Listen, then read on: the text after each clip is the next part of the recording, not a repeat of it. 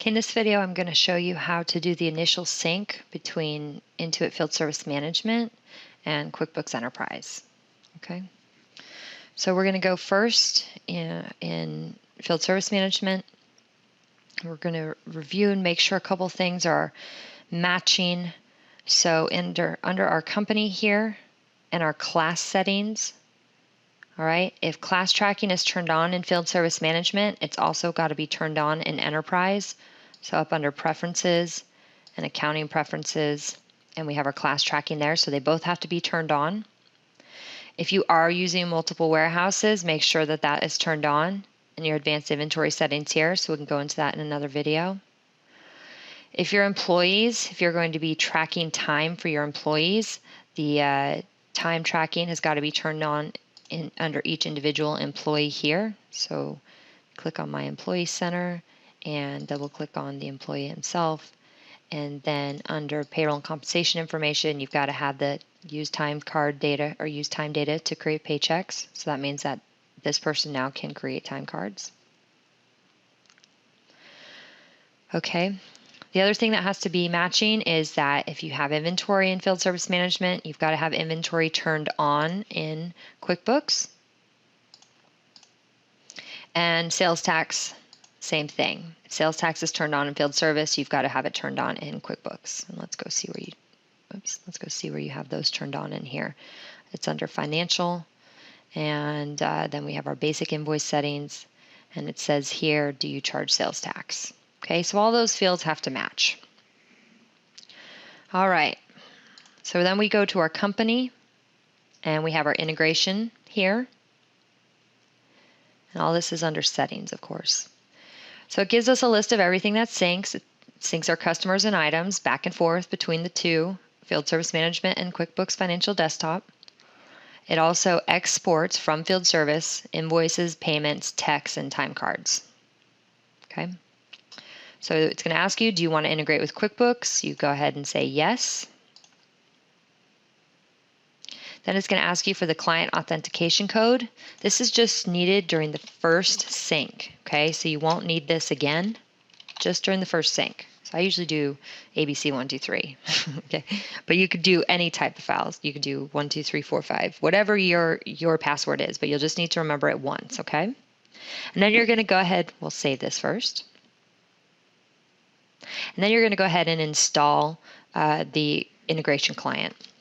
Now, during the installation, QuickBooks does have to be closed, so you can't have QuickBooks open, and it does take a little bit to load, so give yourself some time there. So if you click on this and it blanks and your cursor blanks and it goes for a couple minutes, give it a couple minutes, okay, and it'll usually start. If you don't see it start after a little bit, check your downloads folder, check your security settings, all that fun stuff, but it usually starts on its own. Okay, so once you have that integration installed, you should have in your drop-down menu here a drop-down that says Intuit Field Service Management. Now, if it's not there, which it's not on ours, and I already have it installed, you've actually got to close out of your QuickBooks company. Okay, and then on your desktop, you have your QuickBooks icon, and you're going to right click on it and go to Properties. Okay, under the Shortcut tab, you're going to click on Advanced Properties and run this as administrator, and then Apply, and OK. And then you're going to right click on the icon again and say Run as Administrator. Okay, so it opens up here, and we can put in our password.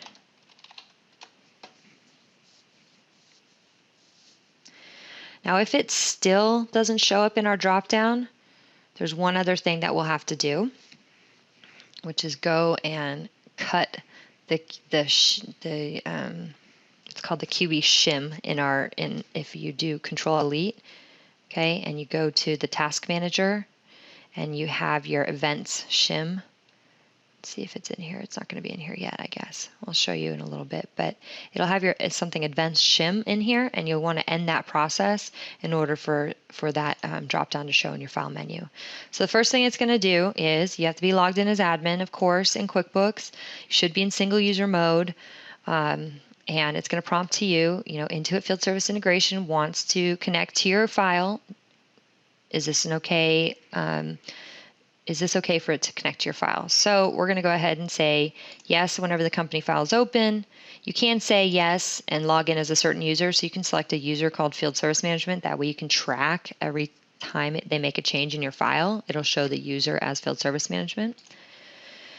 Now, if you want employee data to be synced over, or for Field Service Management, if you add a new technician and you want that technician to be added to QuickBooks, or if you're going to track sales reps, you do want to check this off here and make sure that the personal data is accessible. Okay.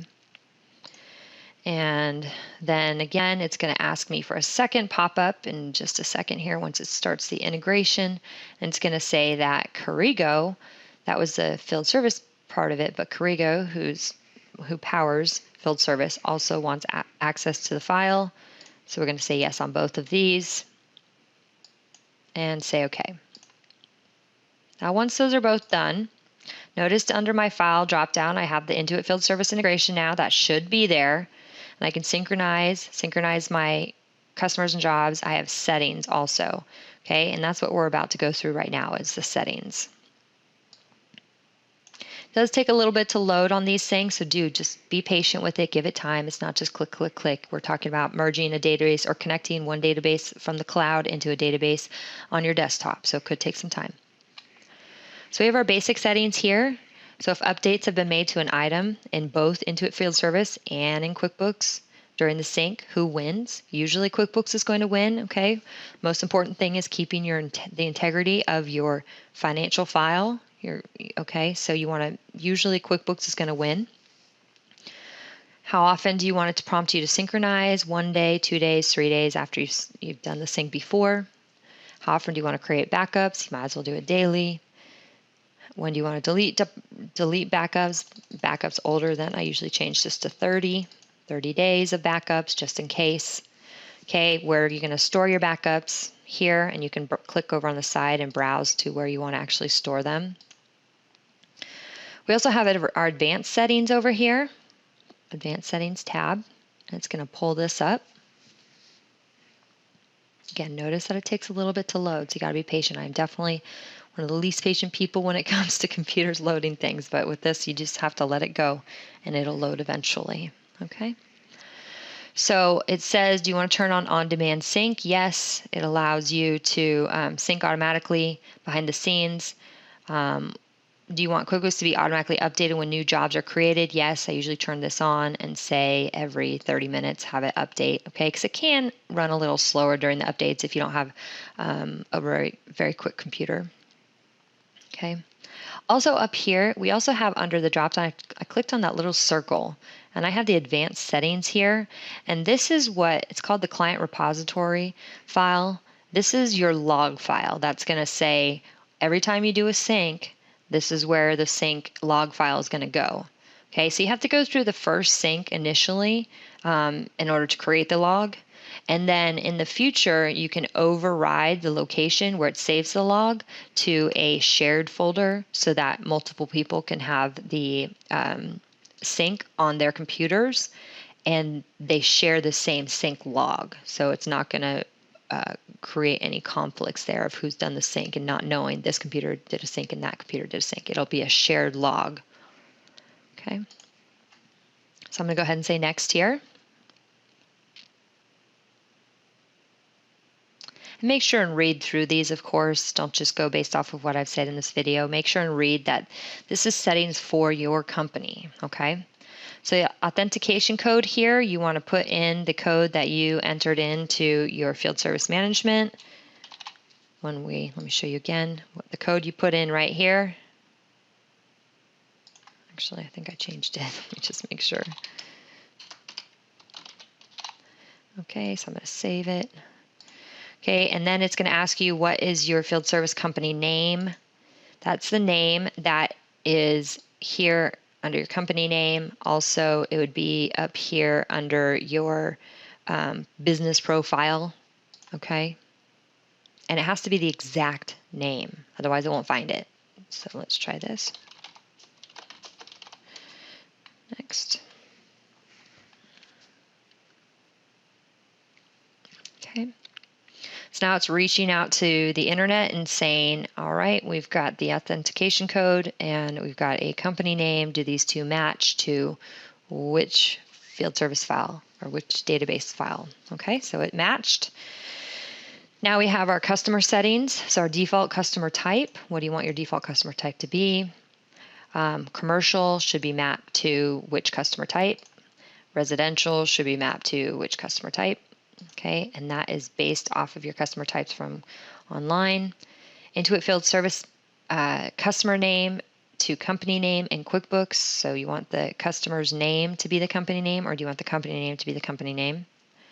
Okay, now over here, I didn't mention, you can add one additional by clicking that little add button, okay?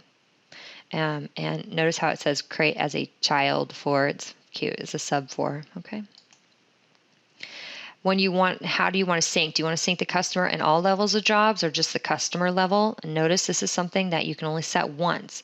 So 99% of my clients choose customer in all levels of jobs, but you can say customer in level 1, level 2. So if you've set up in the past that it's kind of a messy customer list and you only want to do customer in level 1, you can do that.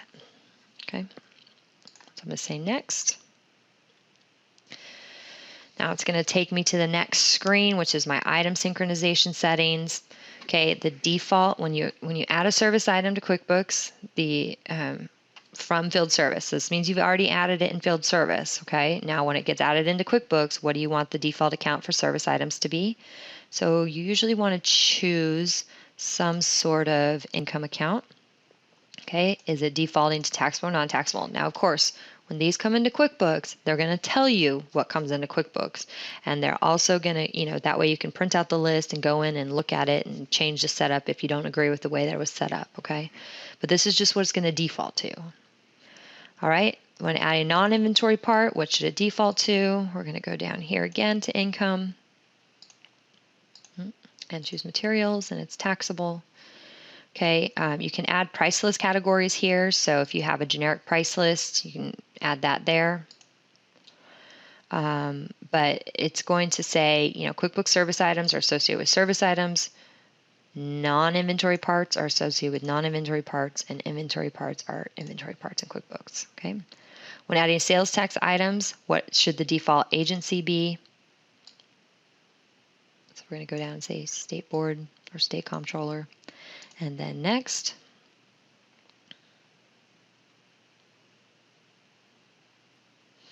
Okay, so for invoices, do you want the invoices to always be marked to be printed or to be emailed when they sync down from field service?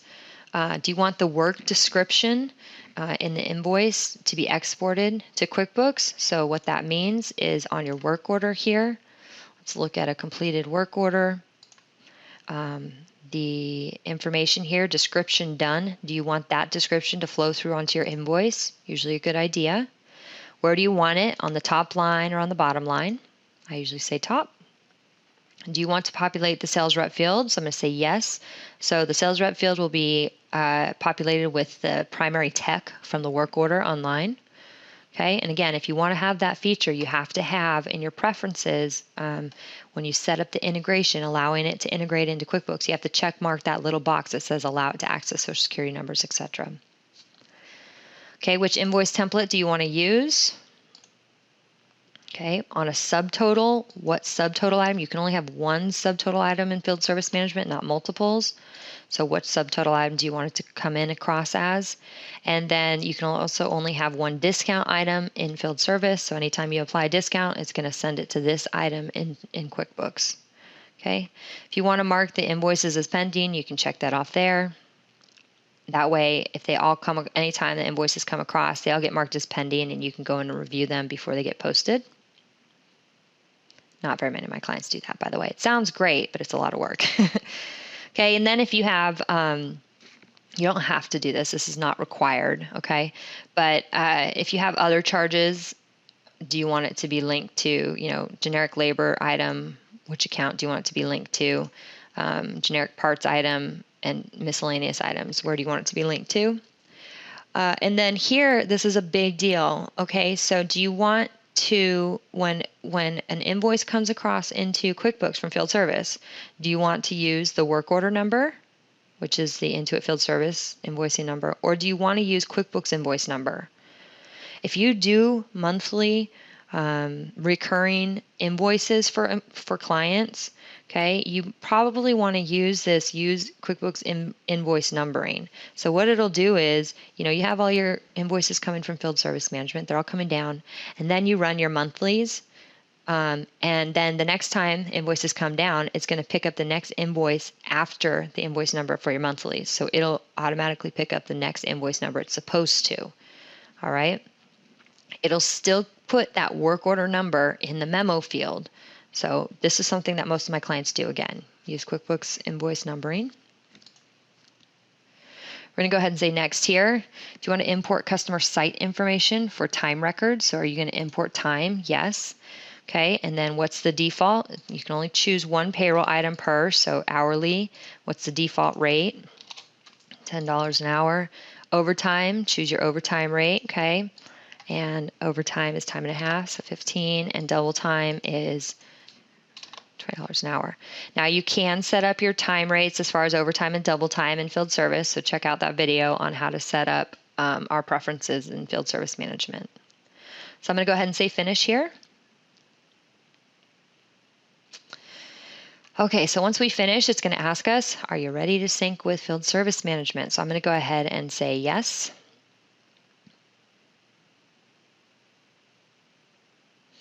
All right, so it's going to pop up the tool here. Now, if I had any problems, remember I mentioned in the beginning that you have to have sales tax turned on. That's got to match. You've got to have, inventory turned on. You have to have class tracking turned on. It would give us a warning there if we didn't have any of those turned on.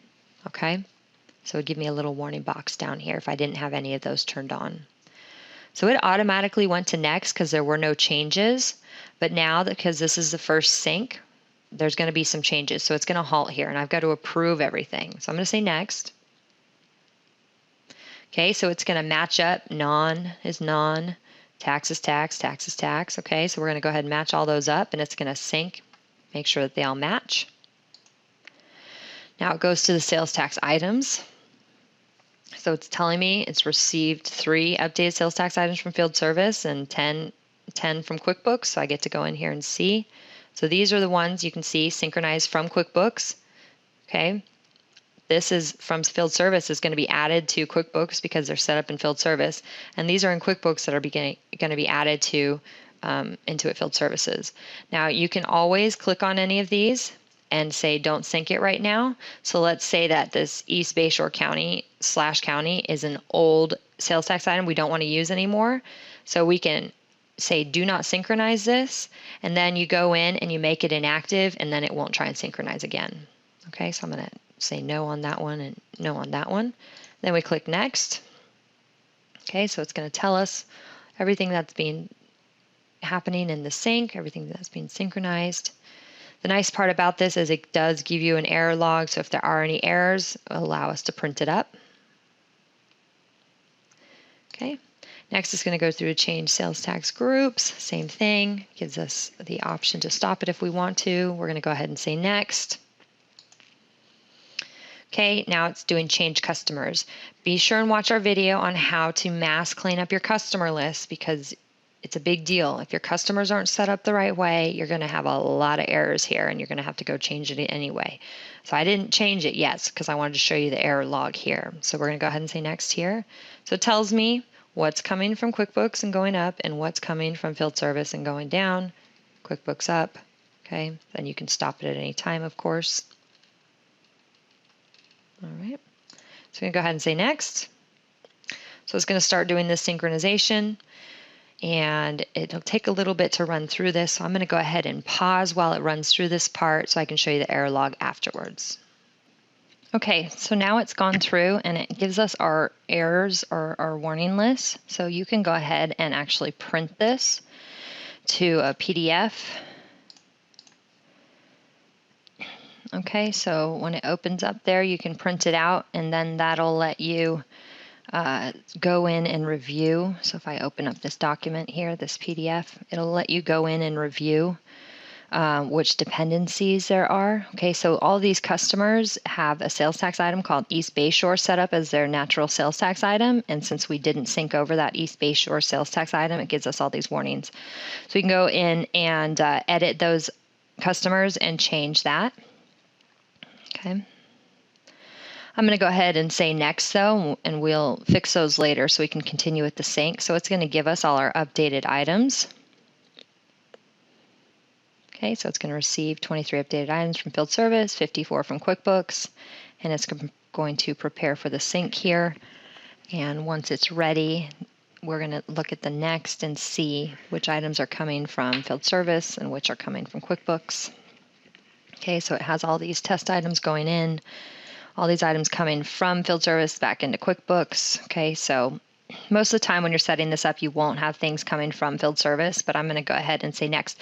Notice we can also say skip here to skip over those items if we want to, if we need to go in and review things again. So it's going to go ahead and go through the sync, and we're going to pause it again here so you don't have to watch all that sync happening. Okay, so the sync's finishing up. I don't expect there to be many problems with syncing the items. Normally there's a lot of problems with syncing the customers. And if it is your first time syncing, if you have thousands of customers, I have had to sit with the sync for 48 hours. It can take a long time. You're merging two databases. You know, you're creating a database online. So if your internet speed is slow, if your computer's slow especially, it can take a long time to do this initial sync. Okay, but there are no problems with the items. Everything did a sync okay, so we're going to say next. It's going to do item groups now, so if there's any item groups that need to be added. Okay. It's going to sync through the different item groups. Notice it gives us a failed item group. And so we can look in here and see that there are a couple group items or information in this group that doesn't sync into Field Service. So subtotal item is in this group A, and a subtotal item can't sync into Field Service Management. And then in this one, it's telling us that a flat price group can't be added because this one price item isn't added yet. So we can print those out again as we just as we did the customers to go back and fix them. The classes get added and changed, so it's going to synchronize the different classes back and forth. Now again, if you don't want anything to sync, you have to actually go into QuickBooks and make it inactive. And once you make it inactive, even if it's in the Field Service database, it'll take it out. Now it has employees with approved invoices, so any invoices that are in Field Service and need to sync down will be added here. Okay, it's going to tell us, you know, Marjorie Jane in Field Service, which employee is that in QuickBooks. Okay, so if I don't have these people set up in QuickBooks, I can say skip and go set them up. Also, if I don't have the sales rep set up appropriately, I can say skip and go create those later. So I'm going to go ahead and skip these for now. So it allows you to tie the technician to the different sales rep and the employees. Okay, so we have some invoices that need to be brought over. It gives us some information on the invoices here. We're going to go ahead and sync them across. If there's any errors on this, which I expect there to be, it'll give us our errors and tell us why. Okay, these are probably because of items that couldn't sync over as well. And we're going to say next and change of payment methods. So your payment methods sync. You want to match these up so all the payment methods tie out. Okay. Approved time cards that need to come down. Okay. This employee has some approved time. I'm just going to sync it in as that employee for now. And it'll come across successfully. So that time card will come across. Okay. So it's telling me that there's some time that is going to be entered in, and it's giving me a warning that I have to fix something. I'm going to go ahead and say don't sync it for now. Let's say next. Let's see what it's going to give me here. Do not synchronize. Oh, it's asking me to specify the payroll items. That's why. So I'm going to go ahead and specify the payroll items here.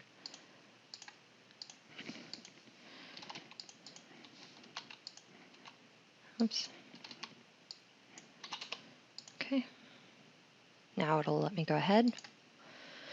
And that payroll data will come over, and then we can go ahead and say finish. So now you're done your sync, you're connected to your field service management. Anytime you want to go in there and do the sync again, you can come in here and start the sync.